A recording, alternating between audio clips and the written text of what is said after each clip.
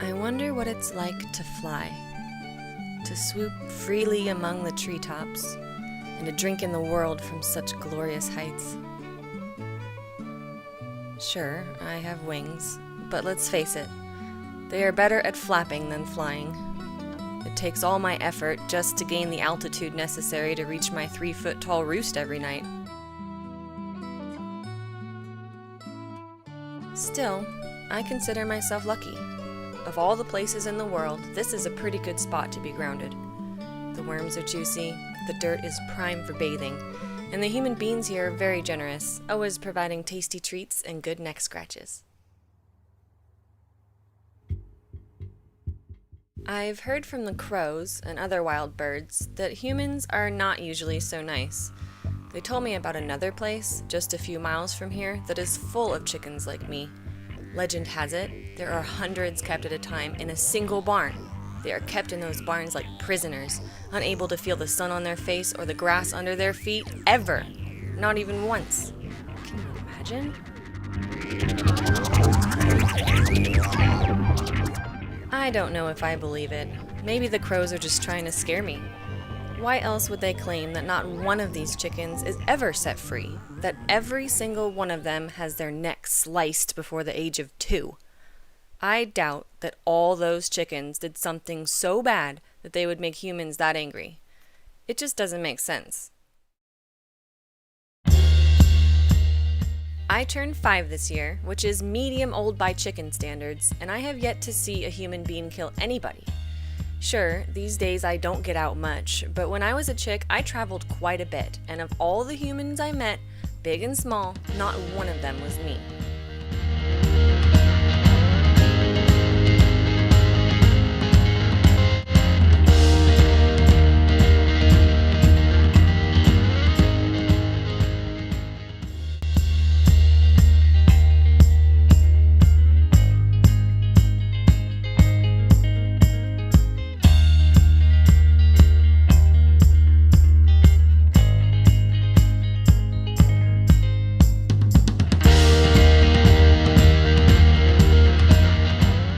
All in all, I had a pretty great childhood. My first memories are a little hazy, but I do recall the moment I pecked my way free of my cozy green shell. It was so nice and warm in there, but by the 3rd week I was starting to feel cramped, so it was good to finally stretch out. I imagine baby human beings know the feeling, seeing as they're stuck in those tiny cans.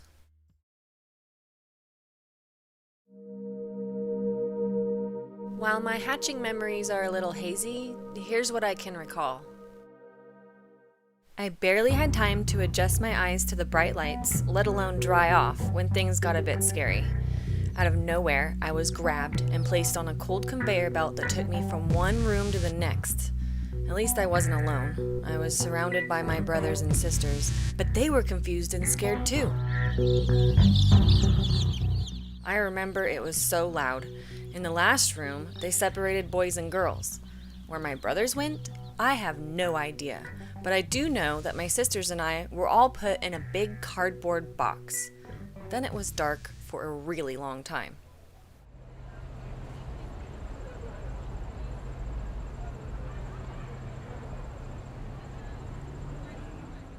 We were shuffled around in there for what seemed like an eternity. At least it wasn't as bright, but it was cold, and there was nothing to eat or drink. My sisters were scared and kept crying, but I knew everything would turn out okay. I was one of the smallest, but also one of the bravest.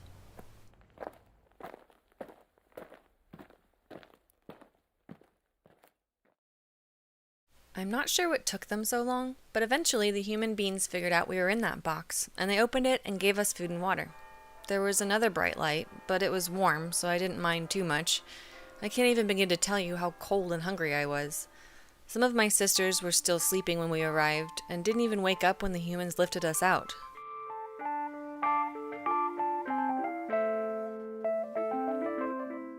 In those first few days of my life, things happened so fast. I barely got my belly full before a smiling face appeared above me, and it was my human being, the one who would take care of me my whole life. She gently lifted me and 5 others and wrapped us all in a warm towel. It was the first time I'd felt so cozy since leaving my egg, and, exhausted, I immediately fell asleep.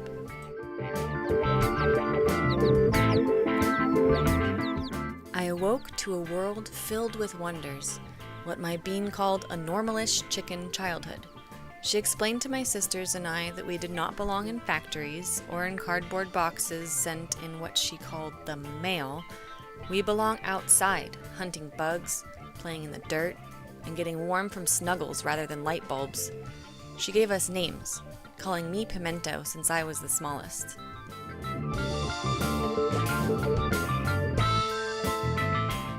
In those early days, our human being was never far away.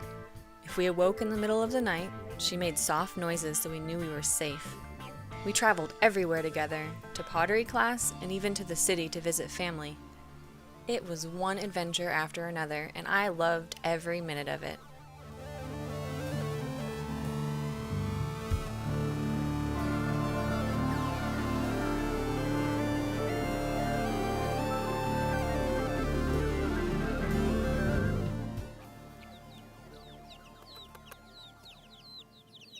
We learned to follow our foster human across the yard, and she learned how to decipher what we said in chicken. This sound, for example, means we're sleepy.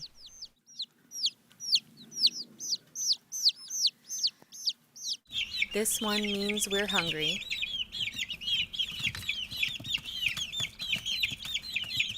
And this is what it sounds like when we're playing keep away with a tasty slug. This happened more often than you'd think, since my sisters and I were always hungry. Makes sense, seeing as we grew so fast. It wasn't long before my fluff was replaced by feathers.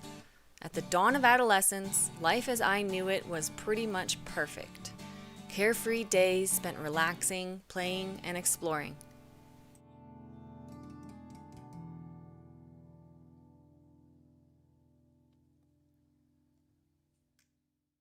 Then, one afternoon, out of the blue, everything changed. By now, my human being would leave us alone for short periods of time, seeing as we were practically teenagers. We weren't really alone anyhow. We were friends with beans, rabbits, parrots, dogs, everybody really. One day, one of those dogs, Lily, decided she didn't want us around anymore. Maybe she was jealous of all the attention we were getting. I don't know what sparked it. But I know how the fire ended, with the bodies of my sisters, dead and dying, scattered across the yard.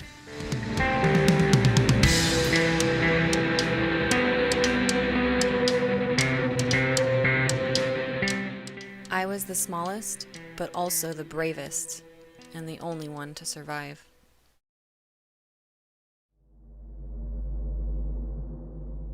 When my human being came home, she was devastated.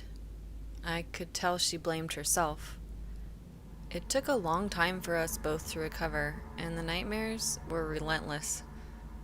Although I was independent as far as chickens go, we're social creatures and don't like to be alone. My bean did her best to spend most of the day outside with me, but it was not the same as having other chickens around. Fortunately, she quickly found some feathered flock mates from a local farm. Being local meant these chickens did not have to be scared by a conveyor belt or a cardboard box or by being in the mail or anything. After all we'd been through, everything finally seemed like it was back on track. But looks can be deceiving. In a matter of hours, I could tell that some of my new brothers and sisters were not feeling well. They seemed tired and wouldn't eat. Coccidiosis is what my bean called it, and she reassured me that I had been immunized against this disease, that it's standard practice at industrial scale hatcheries. I guess for all its bad sides, there are some good things that come with big automated operations like the place where I was born. The older I get, the more I can see that the world is neither purely black nor white. Compared to the light and carefree moments of my early childhood, those weeks were a dark time for my flock. First was the dog attack, and now an assault from within. It was only a matter of days before all but a few of my new family members succumbed to the disease and passed away. Some were less than a week old, barely a taste of life. I still wonder what they would be doing today were things to have turned out differently.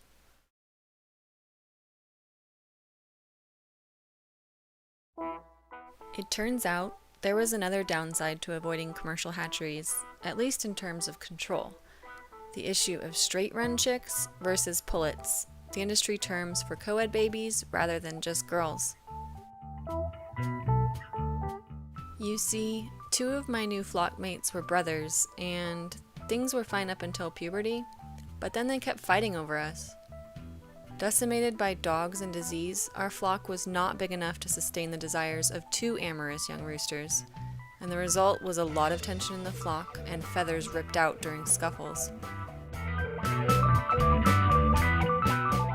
We ladies had to wear chicken saddles to protect our backs, and, realizing this female-to-male ratio was not sustainable long-term, my human being let us choose which guy to keep around.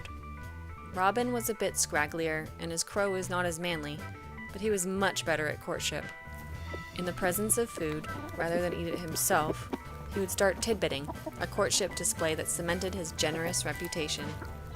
While rarely did Robin keep a morsel for himself, the other rooster, Lavender, selfishly gobbled up any and all food. Though Lavender was handsome, the choice was clear, for chivalry over brawn is the key to a chicken's heart.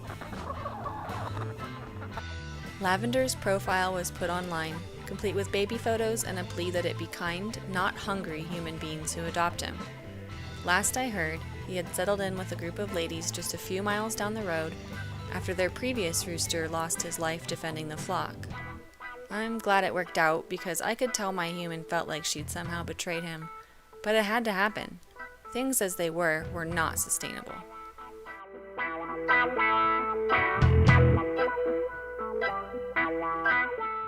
After Lavender left, things were peaceful for a long time.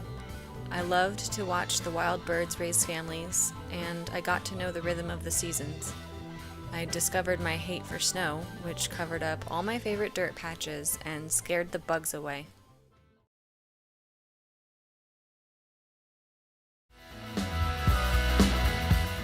Then, late last spring, we had a new bird join our flock, and I remember thinking he was the strangest chicken I had ever seen.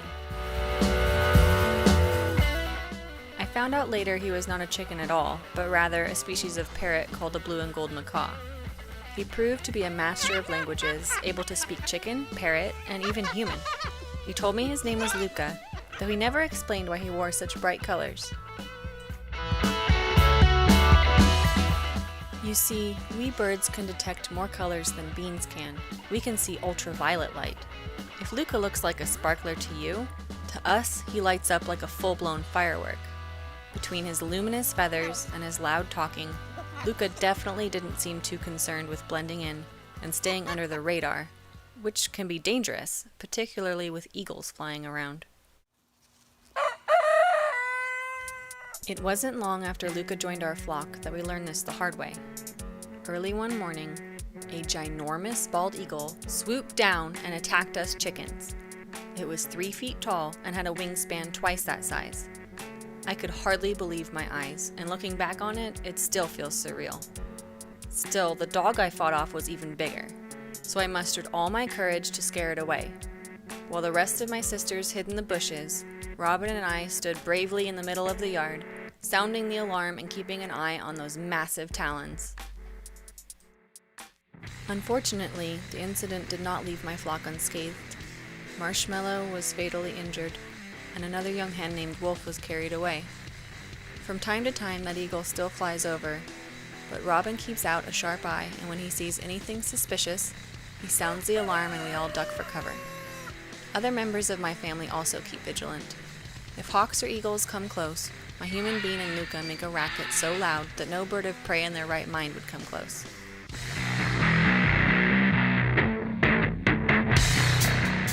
I once asked Luca why he was not afraid of eagles.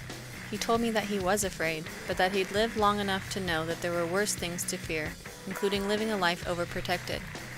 He said he'd met parrots before who were never allowed to leave their cages, all because their human beings were afraid of what would happen.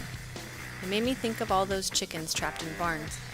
If the crows were right, and humans kept them in there to collect and eat their eggs, I wondered if that meant parrot eggs were also on the menu. Luca then explained that, like birds, fear also comes in many colors. While I feared most the thought of being eaten, whether by dog, eagle, or disease, he feared loneliness the most. You see, parrots live a long time, 10 times that of chickens, long enough to lose partners whose companionship was supposed to last a lifetime. This was Luca's third home, and he was terrified by the prospect of a fourth.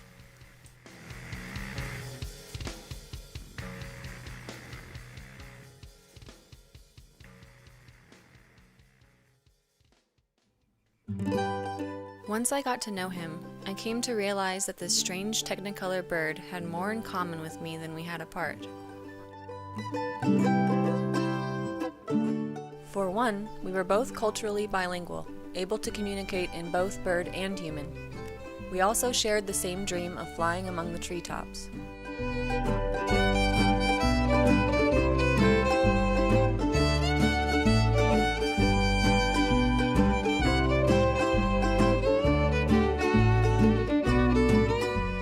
But an old injury had broken his left wing. I don't know how it happened exactly. He didn't want to talk about it. But every once in a while I would catch him flapping with his good arm and fantasizing that he'd suddenly achieve liftoff.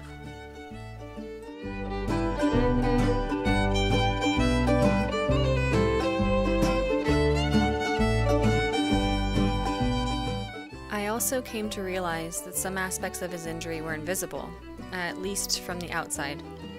About every 2 weeks, when the light was a certain way or he'd not had enough sleep, Luca would have a paralyzing seizure. It often followed the same pattern. He would lift his right wing, clench his right foot, and begin vomiting through guttural cries, pupils dilated. My human being did everything she could to help.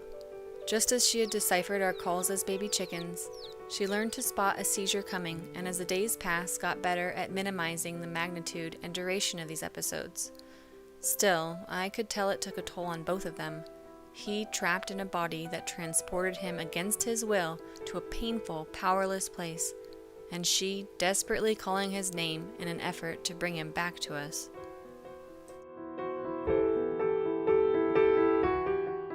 I think what was key was that they spent a lot of time building their friendship. Without having to worry so much about the possibility of a fourth home, Luca began to relax, and his seizures began to lessen their grip, though they never let go entirely.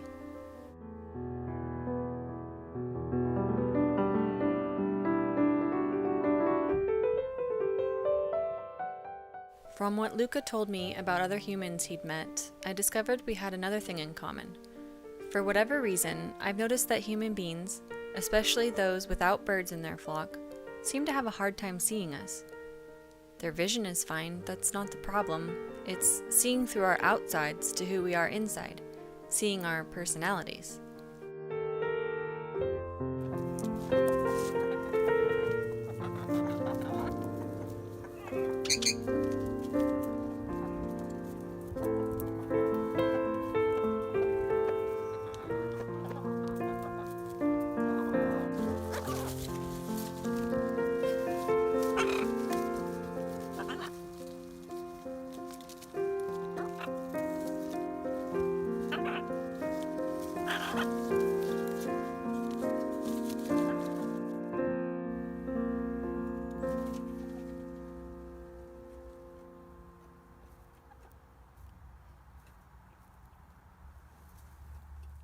For example, most new humans I meet ask first about my body. They ask about my eggs a lot, what color they are, and how often I lay them. To be honest, they only seem concerned with those parts of me from the neck down. They don't ask what I like to talk about or what I think of things. In fact, they don't ask me anything. They ask my human being. Luca said for him, the opposite is true. When he first meets new beings, they do talk to him, but usually just about talking. They hardly ever ask about his body, how it feels, or about his heart's most amorous desires. In fact, if he does bring up his love life, they discourage it. I find it strange that as far as meeting humans goes, we seem to be on opposite sides of the same coin.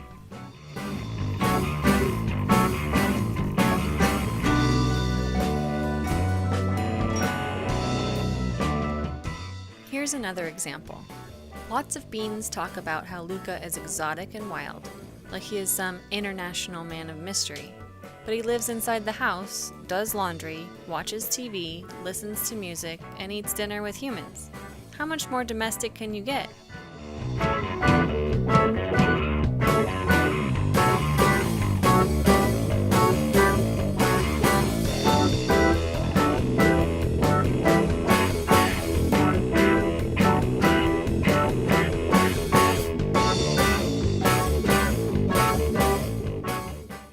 Meanwhile, we chickens are labeled domesticated, even though we live outside and socialize mostly with our own kind, just like our wild ancestors did.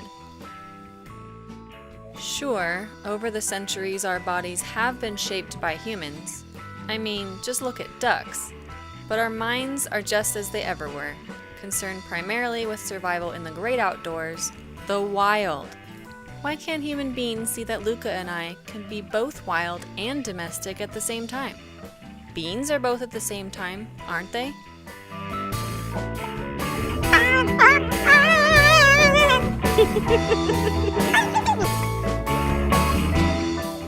And don't let those flashy feathers fool you. Luca's parents may have known how to survive in the jungle, but just like me, he was purchased in a store. Receipt and everything.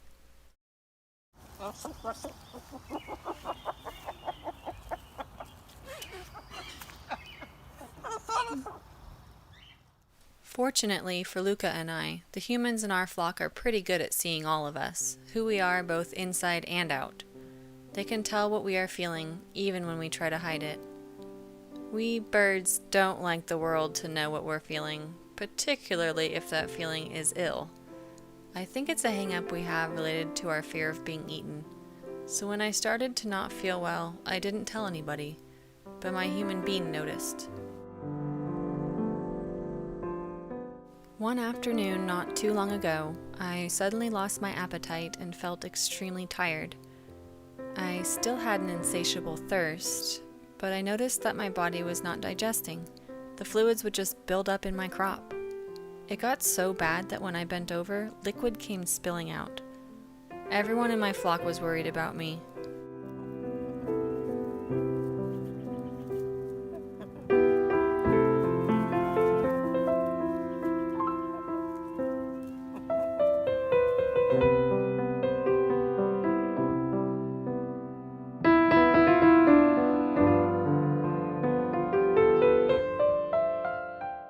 My bean took me to the veterinarian and he emptied my crop and tested my blood.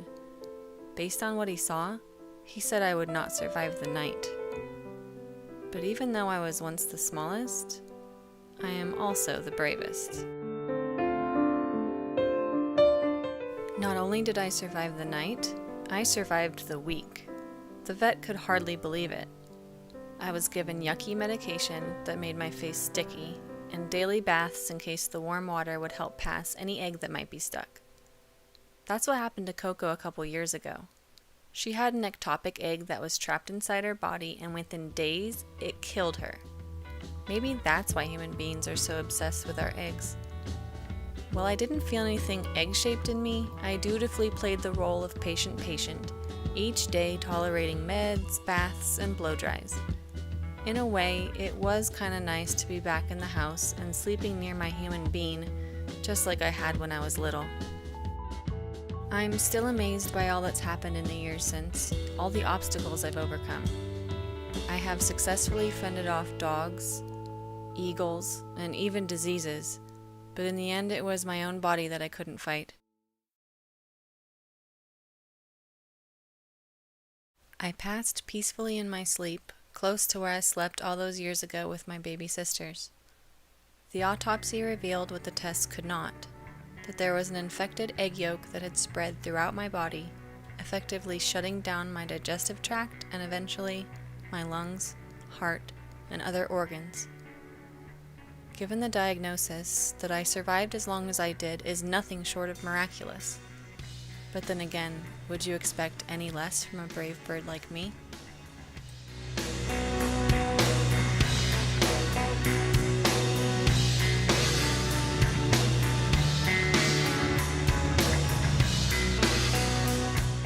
I find it ironic that it was yoke that brought me into this world and yoke that took me out of it, like yellow bookends on a life well lived.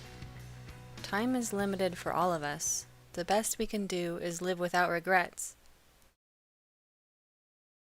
I was buried near my coop between the roots of a magnificent pine tree, the same one that gave me shade in the summer and shielded me from winter's freezing winds. Lest you feel sorry for me, know I got my wish. I no longer wonder what it's like to fly among the treetops. I am the treetops, every bit as much a part of my flock as the day I broke free from that shell.